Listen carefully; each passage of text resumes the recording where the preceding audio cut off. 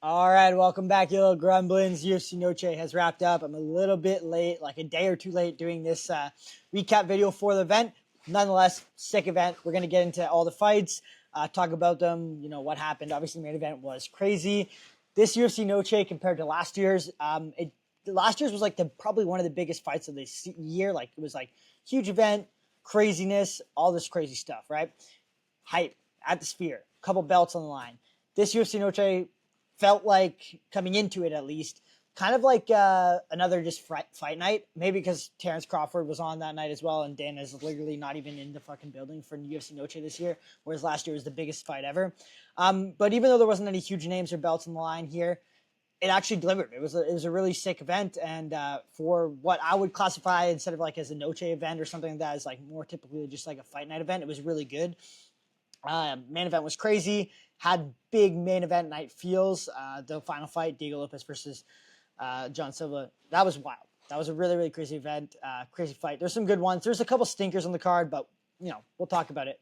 So yeah, let's dive into it. Right off the bat, Rodrigo Cezinado versus Daniel Donchenko. This is the fight from Tough.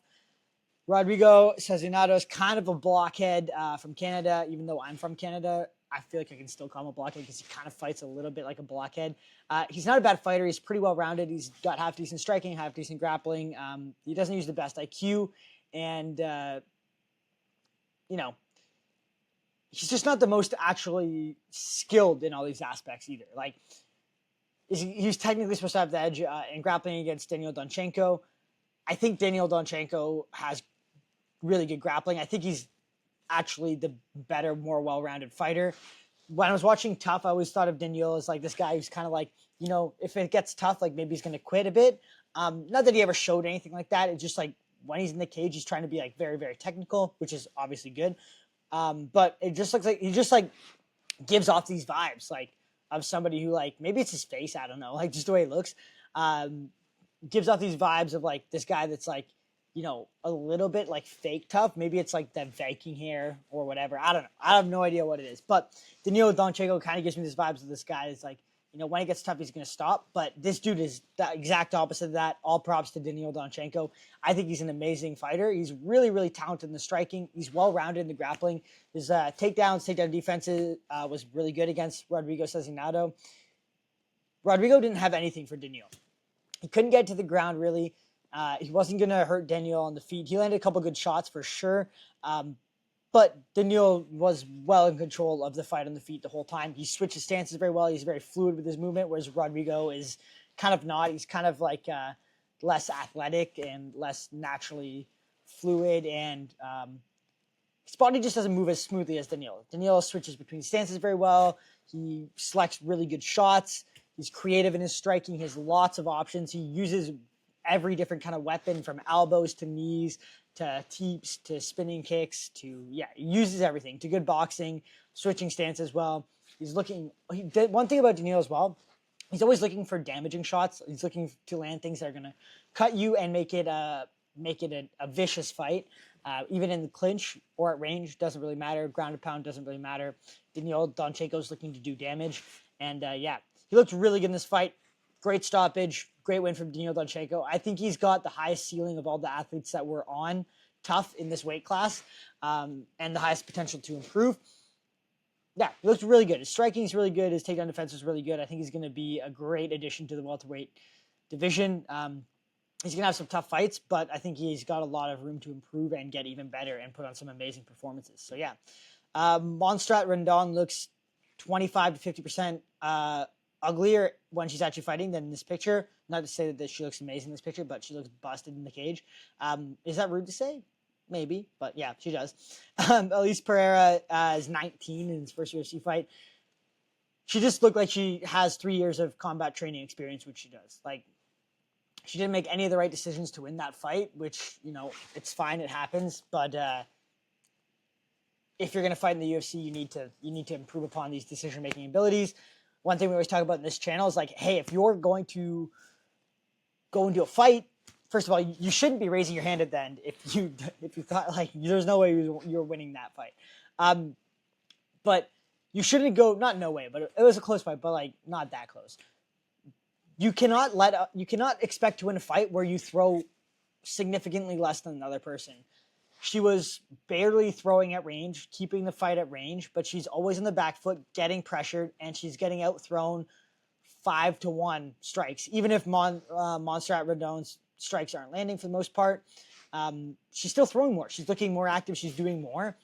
Unless you have a big shot that's perfectly timed that either drops the person or causes a lot of damage or finishes the fight, which 90% of the time doesn't happen, you're going to lose the fight. So I think a lot of these fighters need to learn that output is pretty much everything. Like having it, you need to at minimum match the output of the person you're fighting. If you do not have the same output of the person you're fighting, you are already fighting an uphill battle. Like you're already on an uphill battle to win the fight if it goes to the decision, right? Which again, a lot of fights do go to a decision. Obviously, you have to be a little bit careful in that. Like you can't just throw output just for output's sake, but you cannot let yourself just get outthrown that much. And we did see when she was throwing more and coming forward as well. At the end of the third round, she was doing good, but she looks like she has a lot of natural athleticism and talent, but she didn't make the necessarily right decisions, and also she didn't throw enough, so she lost the decision. But it is what it is. She probably wasn't ready to be in the UFC at this point, especially if she's losing to Montserrat Rendon. So yeah. Alden Correa, I haven't really watched his fights previously to this. I think this is his first fight in the UFC technically. Alexander Costa is a good fighter. He's a good flyweight fighter. He's only lost to, I believe, Steve Ursag and one other good, decent flyweight. I can't remember the name. But Alexander Costa is good. He's really, really jacked for flyweight. He's a huge dude for flyweight, muscle-wise, wideness-wise. He's a little bit stiff in his striking, but he throws powerfully. He throws powerful shots, and he's got really good grappling, so it kind of levels out. Alden Correa looked like the more fluid, the more fast, the more with the better reactions, a little bit more natural athleticism fighter in this fight. He was switching stances well. He was landing low kicks good. He was mixing in the boxing. He had faster hands and a little bit sharper in the striking, and he had a little bit better movement. Alexander Costa did a good job in the first round of trying to close the distance and land big shots.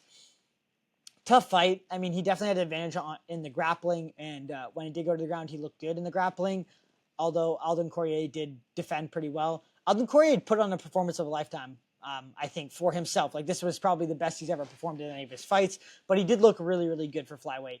His striking looked good. He looks like, again, he trains with Joshua Van, but he looks and he fights kind of similar to Joshua Van, maybe a little bit more kicks instead of just like walking forward with the boxing and like a teep. But yeah, tough fight for Alexander Costa. I don't know how he messed his toe up, but it looked like he broke his pinky toe and like it actually ripped down the seam, which is really really gnarly.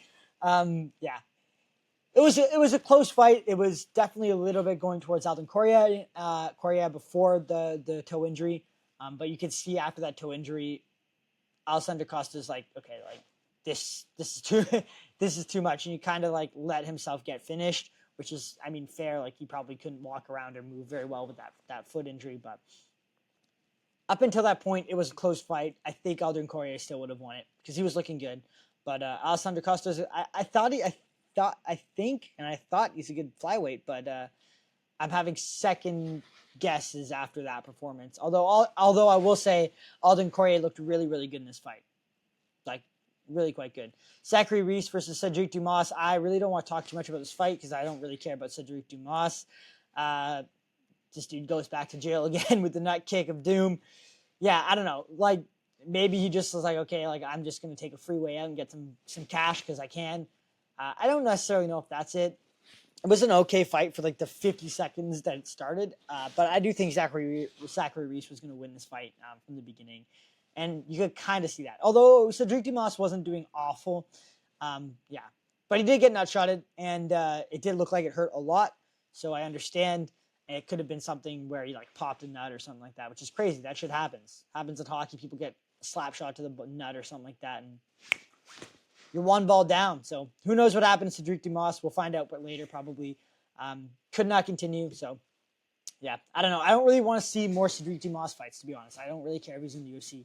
And we'll get to fat ass Kelvin Gastelum in a second because Man, I'm sitting on my couch, man, and I'm gonna sit here and roast Kelvin Gastelum, but I think we all feel the same way because, dude, I swear to God, that big back is just pissing me off at this point. We got Jesus Aguilar versus Luis Gurul. Honestly, both are really good flyweights. A lot of people had Luis Gurul winning this fight coming into it as predictions. I thought that Jesus Aguilar could do very well against Luis Gurul because he's a very like similar size and fight style to Luis Gurul, where they're both like Luis Gurul's a little bit more like, I guess I would say heavy handed, but maybe that's just by the way he kind of looks. Jesus Aguilar still hits pretty good, but they both kind of fight a little bit similar. I think Jesus Aguilar's got a little bit of an advantage in the grappling, lots of finishes in the with the guillotine and stuff like that. But his striking is not bad, and people were kind of counting him out with that against Luis Gurul because Luis Gurul's seen as like this like elite striker, and this guy's going to knock everybody out. And he is very good at striking, and he is very good at doing that. But Jesus Aguilar is pretty good. He's a really gritty guy who's not going anywhere. So yeah, first round was I believe the first round, it was like more Jesus Aguilar kind of. I think he had a takedown in the first round. And he did. Yeah, he did. Did he? Yeah, he did. Yeah, he spent most of the first round just beating up Luis Gurul, and then Luis Gurul got up. He did a good job in the second round, kind of getting it back. It looked like Jesus Aguilar was slowing down a little bit. But third round, Jesus Aguilar came on and just put on a little bit more of a pace. He did some good damage to Luis Gurul. And his strike, he just did a little bit better in the striking, a little bit more output, and landed some big shots. Tough fight for both these guys, but Jesus Aguilar is legit. He's a really good flyweight. I think he's going to be a problem for a decent amount of guys. And same with Luis Gurul. I don't think Luis Gurul is like a bad flyweight by any means. We'll see if these guys actually get into the top 10 down the line, but they're both really good flyweights in my opinion. Like decent flyweights. I'm not watching these guys like thinking like these guys are trash flyweights. I'm thinking like these guys are good flyweights, and they both had tough fights. So. Tatiana Suarez is probably my least favorite women's fighter. She looks like a potato, and she fights like one. Yeah. I don't know. Her grappling isn't good enough to win a belt, and it's very boring. So what's the point? Like, she's barely out grappling Amanda Lemos. She basically just held her against the cage, and that's how she won the fight. Yeah, Amanda Lemos is actually an entertaining, good fighter. I think she's got good striking. I think she's probably the better, more well-rounded fighter in this fight. Because Tatiana Suarez has absolutely no striking. And even in her grappling, she doesn't cause any damage. She doesn't really do submissions, so she kind of just sucks at it.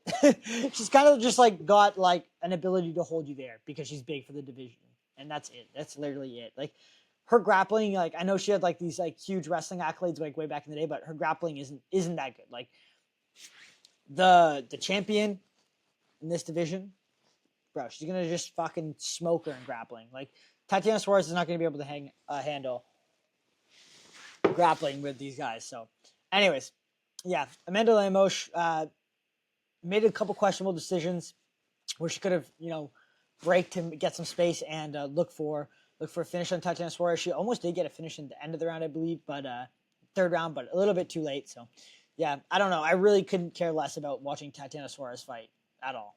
I really couldn't. And there's not much to break down about this fight. It was very boring. That fight was boring. Claudio Puelles versus Joaquim Silva. Good fight. Entertaining fight. I actually like Claudio Puelles as a fighter. I think he's entertaining. He brings a different kind of aspect into these fights because we know how good of a leg locker he is. We don't see a lot of really high-level leg lockers. Problem with leg locking in MMA is that, or leg attacks in MMA, is that, you are going to get punched in the face, so you better lock that shit up quick.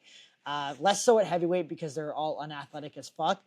But most of the guys in the lower weight classes, if you're trying to leg lock them, you're gonna get blasted, and probably blasted enough that you let go of the submission. So yeah, Claudio Puelles looked good in the striking. He's definitely improved in the striking. I think he looked good in the striking against Joaquim Silva. To be honest, like he actually didn't look bad at all, and he put on a good fight. It was a close fight. First round, he got, I believe he grabbed a single leg and then just hiked it way up there and dumped Joaquim Silva and dominated him on the ground for the first round. Definitely had a good advantage in the grappling, especially from mount, especially from top control. Second round, third round, he just wasn't able to get the takedowns on Joaquim Silva the same way that he did in the first round. He doesn't disguise his grappling is really good. his wrestling entries and stuff like that need a little bit more setup with the hands, and there needs to be a little bit more of a threat on the feet to kind of, mix into the takedowns, because Joaquim Silva basically in the second and third round was stuffing all the takedowns super well, mainly because he wasn't worried too much about what was coming at him on the feet, right? He would just kind of stay at a range, and then he would land a couple shots, and then maybe Claudio Puelles would try to land something on him. Maybe it would land, but wasn't really going to finish Joaquim Silva. And then Joaquim Silva basically was just waiting for whenever Claudio Puelles went to shoot, and he would just stuff it immediately. So yeah, tough fight. It could have gone either way, to be honest. Split decision to Joaquim Silva. I was watching the fight and was like, Claudio Puelles could have won it, but good fight from both guys. Joaquim Silva had him hurt in, I believe, the second round with maybe it was the third round, front kick, same front kick Dan Hooker hit him with the teep, with the toes. But yeah, entertaining fight, good win from Joaquim Silva. It was close though. Jose the Blob fucking Medina. This guy literally looks like he came off the fucking construction site that you pick up at Home Depot, dude. This guy, Jose Daniel Medina has never been a good fighter. Wasn't good in his Contender Series fight, wasn't good in his UFC fight, wasn't good in his other UFC fight, wasn't good in this fight. He's really, really bad. He's a really bad fighter. If you picked anybody other than Dusko Todorovic to win this fight, which the odds have it way closer than it should be, you're stupid. Jose Daniel Medina is really, really bad. And you have, people are saying, oh, he's just tough, you're never going to finish him. First of all, you can't knock him out, but also he did get knocked out. But if you can't knock him out, bro, you can literally just submit him. He's not talented in the grip striking. He's not talented in the grappling. He's not good anywhere. I'm 125 pounds, and I'm not a very good fighter. I'm whatever. I feel like I could fuck this guy up. And that may be cocky to say, but bro, you watch him fight and you're like, bro, this guy is even his striking is not good. Even his boxing is not good. His counters are mid. His striking is mid at best. If you have any sort of athleticism and quickness to you and reaction time to you, you can just move out of the fucking way. What's he gonna do? Walk one step at a time, 1 mile an hour at you? Fucking hell. Yeah, I'm so over Jose Daniel Medina. I really hope he gets cut from the UFC. This is not UFC talent, and there's so many other good people that should be there at middleweight instead of him. So get him out of there. He's not even in shape even. It's not even like he's a trash fighter and he's in shape. He's just a trash fighter. Alexander Hernandez versus Diego Ferreira. Alexander Hernandez does it again, dude. This guy is on a mission. I think he's on a 4 or 5 fight win streak now. 2 KOs back-to-back inside a month. He's looking really good. And I never thought, people were dogging on Hernandez because he got lost to this one guy. He's not a bad fighter. He's always been a good, well-rounded fighter with good striking, good grappling, good cardio. He's just a good fighter. He's just an all-around good fighter. Is he great in any area? Not necessarily, but he's good everywhere, and he's got power, and he's got cardio. So he's a hard guy to beat for a lot of guys. Diego Ferreira looked pretty good in this fight, but and he was doing pretty good in the striking too.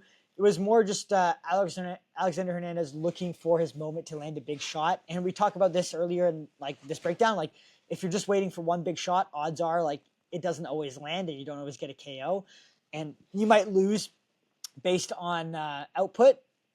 But if you look at the total strikes, although actually it was a little bit closer in the when you're actually watching the fight, Alexander Hernandez was, although he was on the back foot and he was more looking for a big shot in striking, he was still keeping up on output. He's throwing low kicks, he's throwing inside kicks, he's throwing jabs, he's looking for other shots. He's not just 1 or 2 shots to the other person's 5 to 6, right?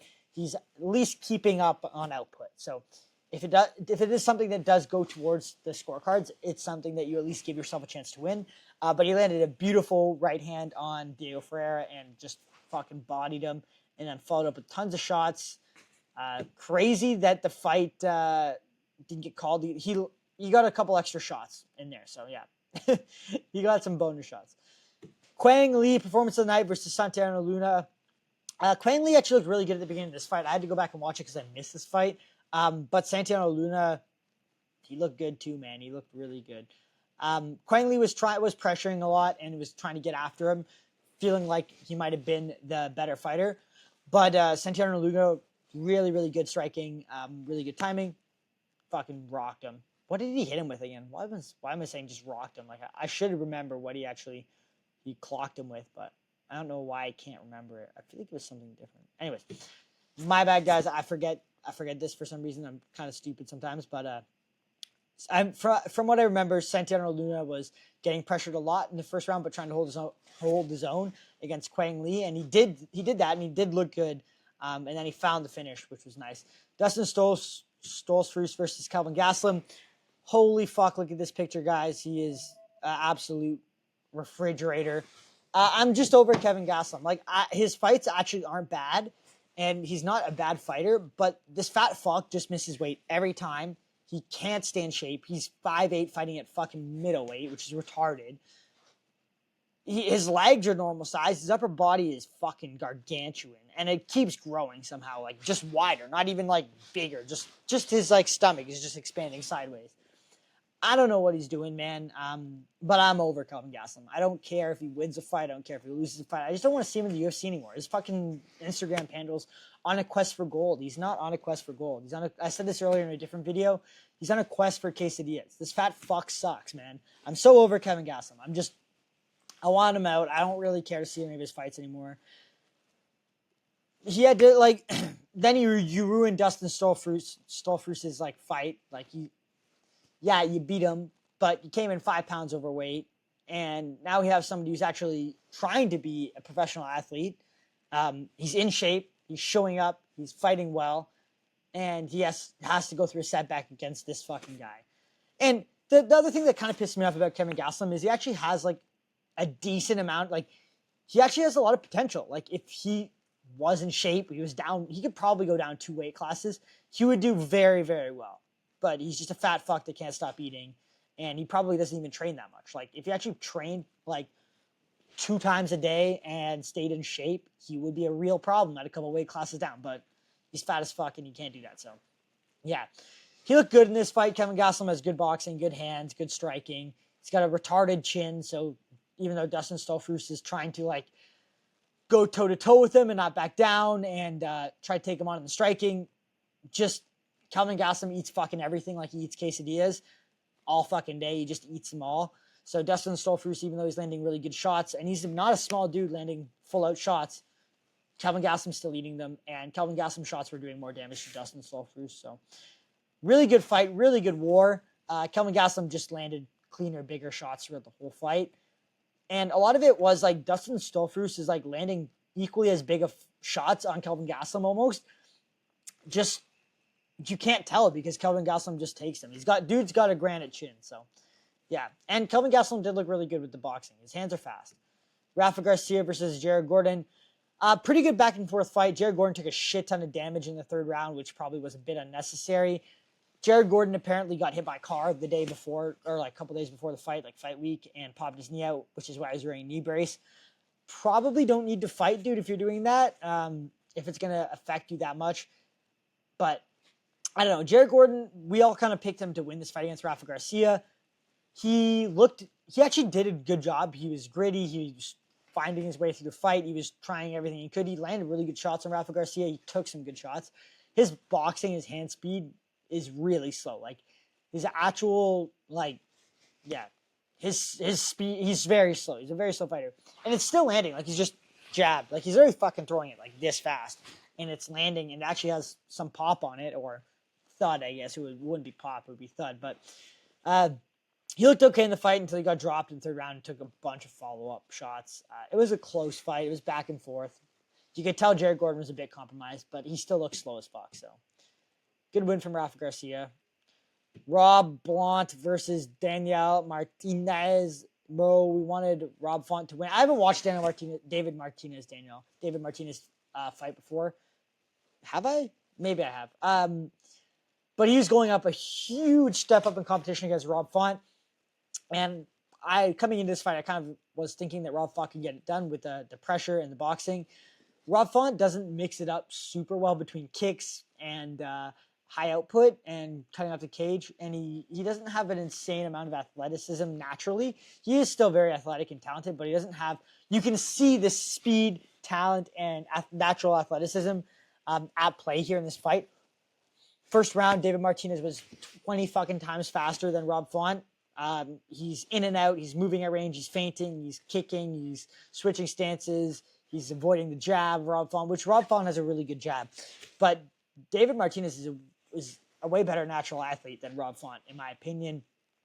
And he's way more fluid in his movements, and he's way faster than Rob Font. And the speed was the main thing. Like, he was in and out of range. He was fighting at range. He was switching stances very well. He was mixing up attacks very well. He looked really, really good in this fight. Second round, Rob Font kind of came back, and I mean, you can look at the total strikes. It's 115 to 49.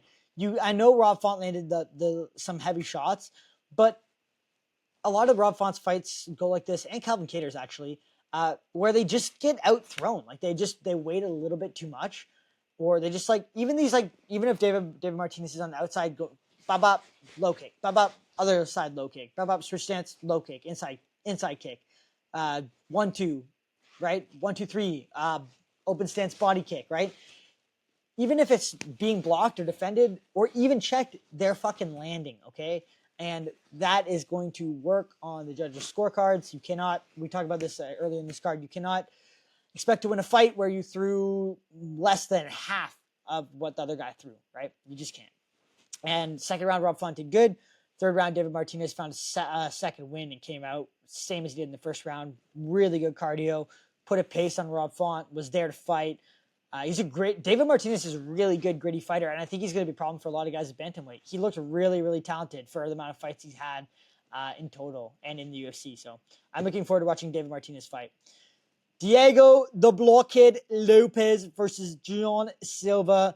This is the battle of two fucking. First of all, Jean Silva needs to get a fucking a hair transplant. Both these guys have awful hair, but Jean Silva needs to just either go fully bald, which I know he did for the fight. But dude, this picture is he looks like a retarded little angry monkey.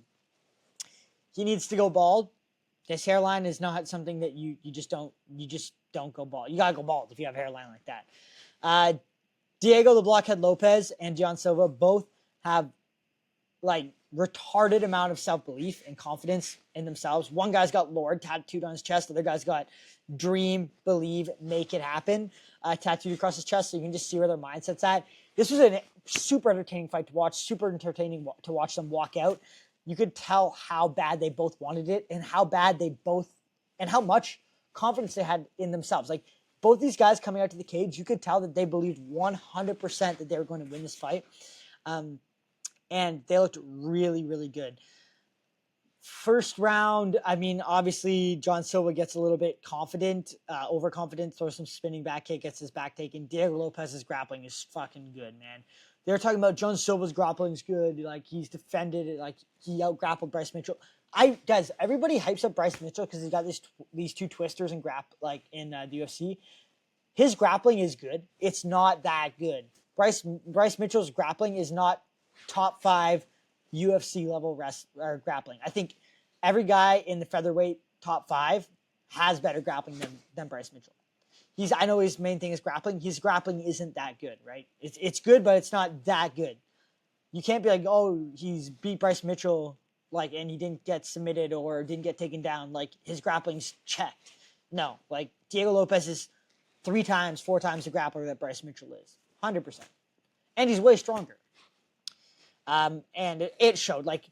Diego Lopez is nasty. He's fucking retardedly strong. He's got a stupid chin on him. And he's a guy that looks for damage in all areas. When he mounted Jean Silva and he went high mount and was just 12 to 6 elbows, I've never seen that in the UFC where somebody's been landing 12 to... I know 12 to 6 elbows are new, but never seen somebody throwing 12 to 6 elbows with that kind of viciousness and that intent to cause damage. He fucked him up. He left some nasty welts on top of Jean Silva's head, did some crazy damage. He dominated that first round. It almost could have got finished. And I'm glad it didn't get finished because Jean Silva was holding in there, but it was close. Jean Silva manages to make it back up to his feet. Tough first round for Jean Silva. He got dominated. Second round, Jean Silva comes out and dude, he's fucking good on the feet, man. Jean Silva's reaction time, his decision making in terms of strike. First of all, in the first round, I forgot to mention this too. I know main thing Diego Lopes maintained top control and elbowed the fuck out of him. Jean Silva had 2 to 3 strikes in that first round and tons in the second round, which we'll get into. But in the first round, that if it wasn't Diego Lopes, the fight could have just been over. Like, he landed like 2 perfect front kicks straight to the chin of Diego Lopes, which I'll just say it, Diego Lopes is lucky he didn't get knocked out. Like, that knocks out a kick like that, a shot like that knocks out the majority of people. Like, you get hit with something like that clean, 50-50, you're getting rocked or dropped, right?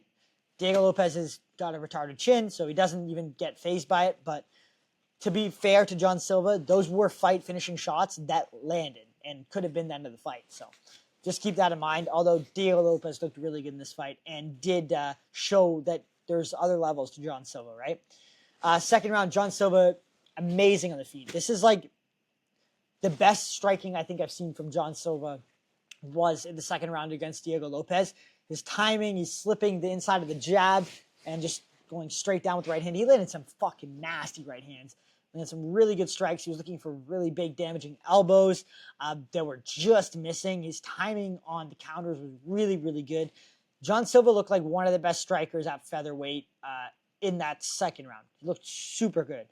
And I think that was part of the problem. He felt so confident after, midway through that second round where he was just putting it on Diego Lopes and kind of being able to time him and read him and counter him at will, that he just got a bit overconfident and he started rushing Diego Lopes. And when you go back and watch that fight again, you can see Diego Lopes is on the cage wall here, and Jean Silva's not even trying to cut him off. He's just following him around the cage wall, and you can just see Diego Lopes think, he's slowly getting ready to throw a spinning elbow, and Jean Silva literally just left it the perfect opportunity for a spinning elbow. You can't get that reckless against guys at that level. You just can't. Diego Lopes' spinning elbow was fucking nasty. Dropped Jean Silva. That was a fight-ending finish. People were saying maybe an early stoppage. That was not an early stoppage. Jean Silva was fucked up, and it was only going to get worse for him after that. Although, I will say, if Jean Silva fought a little bit more patient in that second round, didn't pressure for a finish, it went to the third round, and he fought a little bit more patient, I think he could have won this fight. Because Diego Lopes didn't have fucking anything for Jean Silva at range. At range, nothing. Once it closed the distance, Diego Lopes is a fucking problem. And maybe he would walk Jean Silva down later rounds and be able to finish him that way or get the grappling off and finish him that way. But if Jean Silva fought really patient and smart, he would win this fight at range all day. So, I don't know what to say. Diego Lopes had a nasty finish. It was crazy. It was a very exciting fight to watch. It was super entertaining. He's flipping off the crowd at the end. Jean Silva blaps him in the back of the head, punches him in the back of the head as they walk away. Jean Silva was fucked up. He was bleeding everywhere. But he did look really, really good in the striking in the second round. And his grappling didn't look that bad. He did get out grappled by Diego Lopes in the first round. But his grappling, I wouldn't say by watching this fight that he has no grappling or anything like that. I think his grappling is very, very good. He just got put against one of the best grapplers in the division. So does he have the ability to grapple somebody like Mavzar? No, or Armin? No, but he does have really good grappling, and it's good enough grappling to let him do his work on the feet and probably get finishes in a lot of fights. So, yeah, crazy win, crazy fight, great win for Diego Lopes. It wasn't a big card, but it had coming into the main events or the main card, it had the feel of a big event. And this fight, this was a main event fight of a Noche event. This was you could feel the excitement, you could feel the energy from both these athletes, and crazy finish, crazy war back and forth. Really delivered. The main event, I would say main event was a 10 out of 10. It was a absolutely wild fucking main event. So yeah, I hope you guys enjoyed this breakdown. I spent 30 minutes on this bitch, so you better go like and subscribe if you haven't already, and I'll see you guys in the next one. Deuces.